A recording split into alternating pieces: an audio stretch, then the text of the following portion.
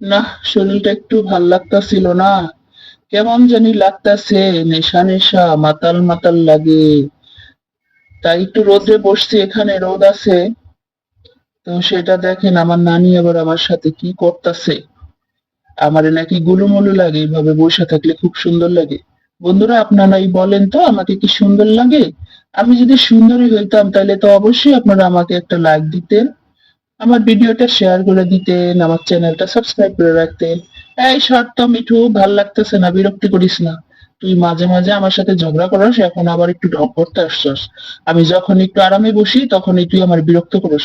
সর, তোর আমার আদর করা লাগবে না, সর। সর মিঠু বলছি, আমার ভালো লাগতেছে না কিন্তু। তোমার কি হয়েছে? আমি তোমার একটু আদর করে দিতেছি, তোমার মাথাটা মেসেজ করে দিতেছি। তুমি এত বিরক্তি কি জন্য হও? আমি কি বিরক্তি করার কোনো কাজ করছি? না থাক, তোমার আর আমি বিরক্তি করবো না।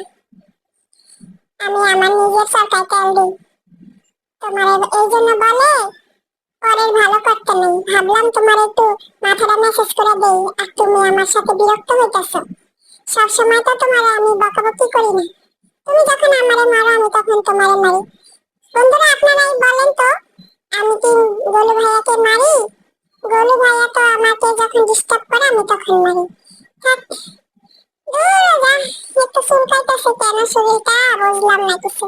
দেখি তো দাদি এখানে কি রাখছে। কিছুই নাই এই দাদির ঘরে, খাওয়ার মতো কিছুই নেই। সারাক্ষণ মুখটা জানি কেমন করে, সুসুমুচু কিছুই খাইতে পাই না। দূর, ভাল লাগে না কিছু।